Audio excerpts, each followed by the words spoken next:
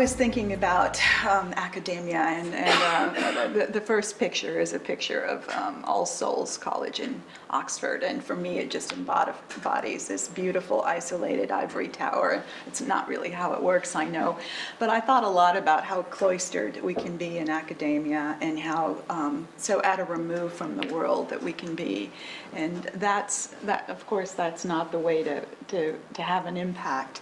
And I've sort of gotten I think my best ideas when I've been engaged in the world and I was trying to make sense of what was happening right there.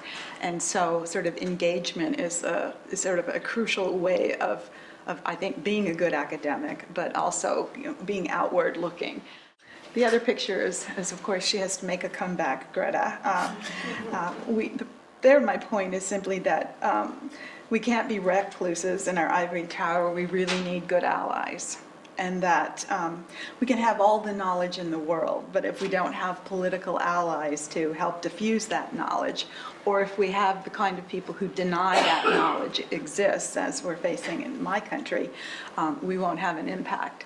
So the crucial role that having collaborating across the academic world with the sort of world of politics and the world of policy is really, really crucial if we're going to have an impact. And Greta Thunberg's position is humanity is facing an existential crisis due to climate change. The current generations of adults is responsible for climate change. Climate change will have a disproportionate effect on young people. Too little is being done, and politicians and decision makers need to listen to the scientists and to the scholars and the artists, I would say. So that's it's through that kind of engagement across boundaries that I think we can hope to have an impact. Okay, so close on the can academia create a different I guess I'm world? sort of the portrait person. Yes, you definitely have a theme, and black and white. So, So this is Max Weber with the recently again fashionable beard. The reason I picked that picture is twofold. One is I think the answer to can academia create a different world. Let's ask. Has academia contributed to the world as it is? And I think the answer is pretty clear, yes. Right? If that's the case, then it can also create a different world, not single-handedly, but it's obviously part of it and a pretty important part. So the question is more how, and sort of what's the right role for us to play. And interestingly, I mean, I've sort of found myself in recent years on the other end to where I was on those points earlier in my life, where I think what we do is pretty unique in that it is one step removed from direct political interests. It's at least one step removed, I hope. It's more abstract, it's less in the day, it's designed to, or what we can do is give deeper thoughts, more thorough, but however slow sort of insights. And I think in order to do that, there needs to be an element of ivory tower. And I would have never thought that I would say that, but I feel we need both. I think it's very important for us to engage, to have impact, to seek impacts, to take stances.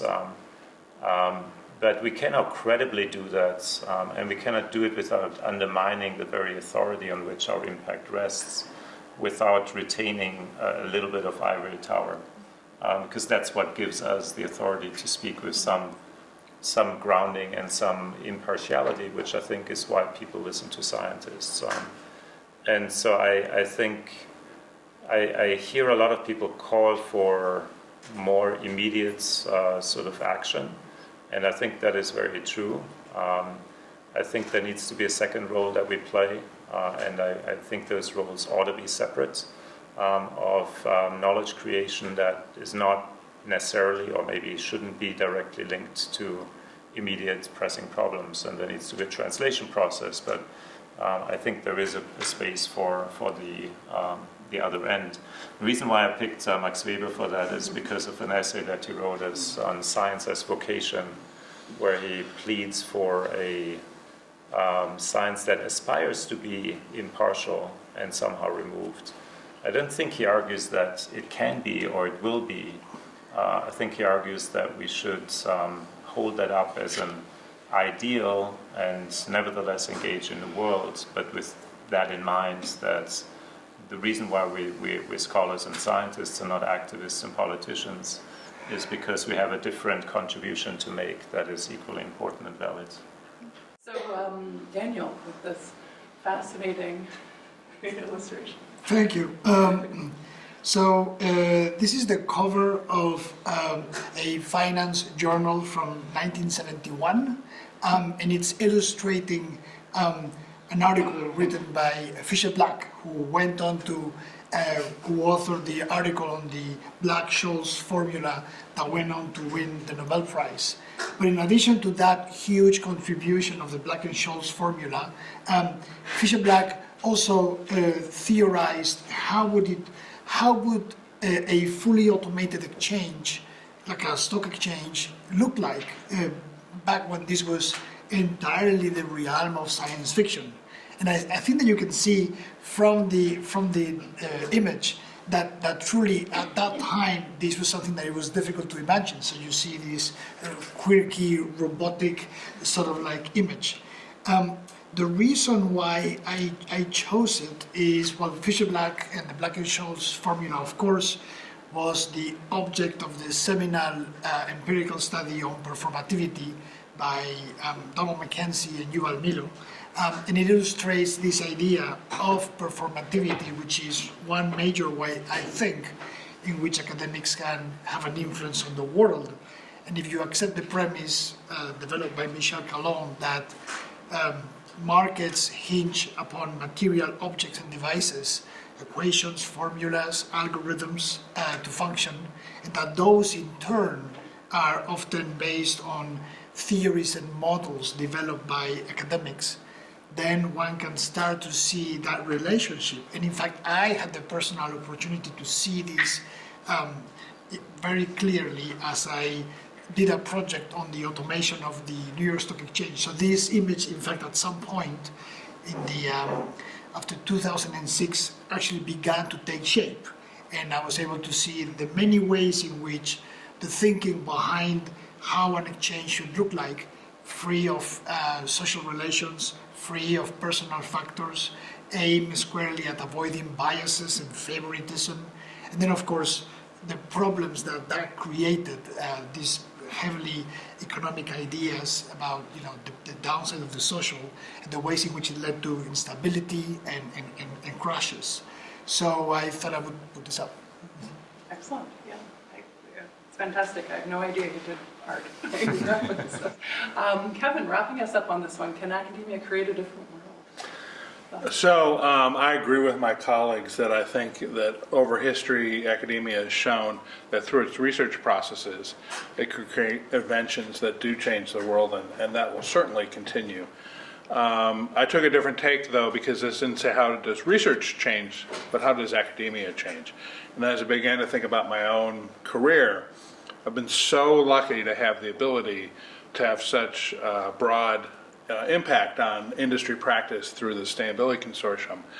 But I'm not sure, even with all that would outweigh the impact that I've had with my students over 32 years, the thousands of academic students, the thousands of industry people that I've helped train. And Dell Computer came to ASU a couple of years ago and asked, what is the impact in terms of the Sustainable Development Goals of online education? And of course, our mind first jumps to the environmental impact, right? So there's less of a physical footprint, people don't have to drive to campus, we can increase class sizes, and so there's efficiencies in terms of teachers to students. But that was trivial compared to what we found was really the biggest impact, which is access. Right now, Arizona State University has 140,000 students. Just a couple of years ago, we were at 80,000. We have 50,000 online students. That includes about 8,000 students from Starbucks. If you work at a Starbucks anywhere in the world, you can get a free online ASU degree. And we're doing similar with Uber and have done similar with the US military, where anyone involved in those organizations can get an online degree for free. Our president actually, I've heard rumors that he has said, well, if we can teach 50,000 students online, clearly we can teach 1 million. And, you know, a college degree is one of the best predictors of lifetime income. And if we can increase access to people who would never otherwise be able to come to campus and get a degree, then we're impacting their livelihood across their lifetime. But it's not just more degrees, right? So we have, in business schools, we have this executive education. And I put quotes because practically no one in executive education is actually an executive, but it sounds good, right? But when I was in engineering, they called it continuing education. And I actually think that's more aspirational, because it's not just about getting a degree and then getting a certificate sometime later on, but it's about a new system whereby people are learning continuously and are facilitated in that learning in some type of structured, customized manner. So I think that our ability to change the world is to think about our ability to educate, our ability to expose people to new ideas, not just in our coursework and our curriculum, but think about things that we can add to our university systems that in fact begin to get towards a real vision of truly continuous education.